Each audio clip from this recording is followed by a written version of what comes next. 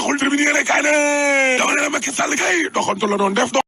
doxantu maa la ko wax askan wi nga xam ne nag ñoo lorale kon ca Kër Massar gële waaw daal dina ñu indi li nag maanaam kon coono li nga xam ne moom la ñu dund sa doy na waar yéene kaay dee média gi ne dama ne la gis nga Macky Sall moomee waaw biir mbooloo mi nga xam ne kon moom la nekkoon ci diggante Fatick ak Kaffrine na kaw la googee waaw loolu de naqari kon askanu Kër Massar goog seen bopp yëngu laa la wax dañoo traumatisé wu dëgg la te nag am na ci ay gox yoo xam ne ca Kër Massar googee waaw lu mel ni Alaaji Pa ndox maa nga fa ba léegi nii la de dama ne la fukki quartier ak juróom-ñeent moo fa fukki quartier ak ñett yëpp ndox ma nga fa ba léegi nii laa la wax te gis nga unité 3 waaw ndox ma na mu meloon noonee la ba léegi ni lée Pape Sarr bokk ca comité bi nga xam ne nag ñooy xeex wàllum inondation yi nee na Aly Ngouille Ndiaye daal moo ñu fi joxoon ñaari pompe laa la wax mbir mi doxul ngir wàccee suñu maire gi la woon de waaye tamit nax président de la république waaye nag man damaa jàpp ne gis nga Sénégal Ndiaye gi la ñaari Sénégal la la wax Sénégal boo xam ne fa la ndaanaan ya ne ndaataatal ak ku ndaat ak noos waay samba ak beneen Sénégal boo xam ne day fa la miskin yéeg baa doo lay nekk nag laa la wax boobu waaw lii kenn mësu koo gis Pape Sarr yamu ca parce que waaye Kër Massar gi nee na waaye nag danañu léegi de parce que danañoo wàcc ci mbedd mi laa wax barke yu nit bi Ibra Sarr ànd suqali Kër Massar ci tribune yéene kaay waaw nee na gis nga bi fii génnee sinistre kon di leen yóbbu waaw gis naa fa suñuy papa ak suñuy yaay yoo xam ni kon dañ doon jooy comme ay xale nag laa la wax allahu akbar boog soob li ne opération fend bi day gouverneur Ndakaaru Ndiaye Jël Joob waaw la mu xamle toll na ci juróom-ñaari junni ak ñetti téeméer ci ay sinistre laa la wax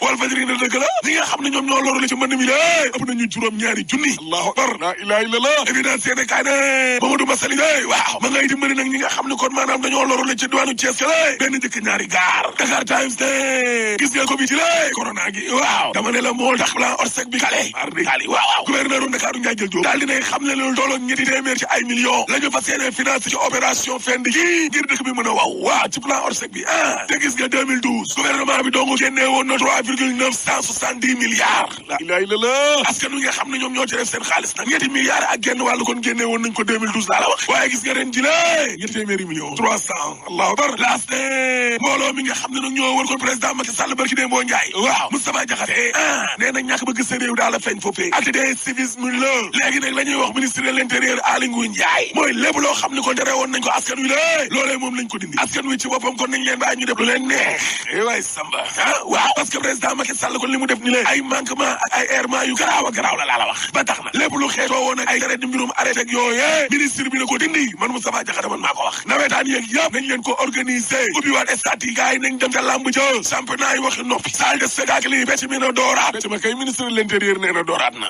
samba neex Moustapha Diakhaté yamu ca téete parce que nee na ministre de la santé Abdoulaye Diouf Sarr waaw na bàyyi xaalis askan wi muy yàq di ko def ci ay mbirum publicité naan nañ leen respecté ay mesures barrières ña patiti patata le soleil yéene kaay glacé deuxième phase du PIDC ba téeméer ak juróom fukk ci ay milliards daal dina génn ci ñetti téeméer terminé yéene kaay ne waaye waxum politicien lan la jarati ci mim réew est-ce que jar naa door sa doom déedéet yow politicien yoo xam ne mën nañoo wàccu léegi lekkat wax lu dul dëgg yéene kaay dee média gi ne waaye réew est-ce que mën nañ koo yor ci ay naxaate ay waxe ay kate ki fen looloo jar a laaj parce que yow suñu politiciens yi tey yilée safuñu yàpp safuñu jën laa la wax bu ñu xonqee tey bañ ne nii bu subaa ñu ñuul ko loolee nag mooy bita gaz di dëgg xooloo askan wi laa la wax xoolal ma ay nit yoo xam ni kon nañoo jege président Macky Sall mi la bëgg a daganal ne troisième mandat bi laa lay wax nii dagan na dana war waaye yow loolee buñ ko waxoon te jamonoy Abdoulaye Wade nag te loolee teewul woon Macky Sall mi nga xam ne ab opposant la woon tey nekk tey président daa xeex ak Abdoulaye Wade ci troisième mandat ba ne bu bëggee def forcing jaay doole waaw danañu ko fekk ca biir palais ba laa la wax Cheikh Gueye ci laas waaw nee na Macky Sall bis bu bëggee forcer troisième mandat bi la dana daal réew mi te dana fi tuur dere tamit war di taali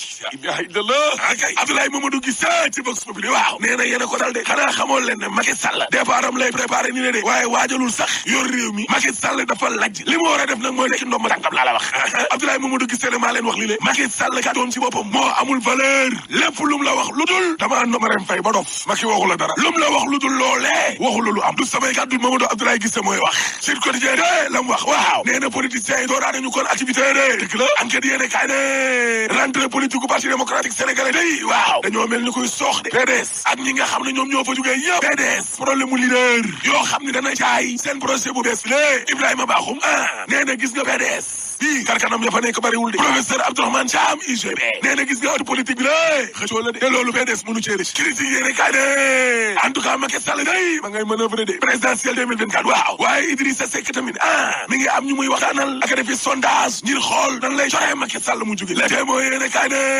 ajaar élection locale yi day waa société civile bi waaw nee nañ du ci dal déedéet Birahim Seck forum civil day nee na xam nga élus locaux yi lay jeexal mandat ba pare nga leen di yokkalaat ci lu jaarul yoon looloo fi mu a jógee mun Ndiaye Cissé nee na dañoo war a respecté calendrier électoral bi de même bu dee mënta nekk ci weeru mars gi la bu mu génn 2021 bi Amadou Sène Niang nee na amal élection locale yi ca waxtu woom war a am mës ta nekk farata wu nguur gi Le Quotidien yéene kaay ne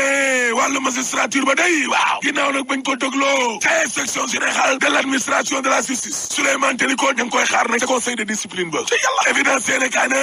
waajaayu màggal gu mag gi ca Touba waaw groupe Ecotra bi la soobu nañu ci liggéeyu sëñ ma de dama ne la Abdoulaye Sylla waaw dafa déplacé quartier général am laa lay wax nii ca Touba Mbacké googe exclusive yéene kaay ne administration foncière adomaniale gi la mbir am na de ab directeur ca direction générale des impôts domaine waaw fanweer ak juróom ci ay millions lañ nit ngaañ way samba ba nuppi remboursé am beneen responsable cadastre bu nekk ca Guédiawaye gay ba nga ca dilwa de te ñoom ñëpp affaire lañ ne te ñoom ñëpp ña nga woon ca service fiscaux Rufisque ga ca jamono yi musiba mbaa ba kumba bi di am susaane transport personnel hôtel King Fahd Palace waaw Dakar Dem Dikk day daal dinay foqati nag ay bisam nangu na ko box bi ne Pape Massata Diack day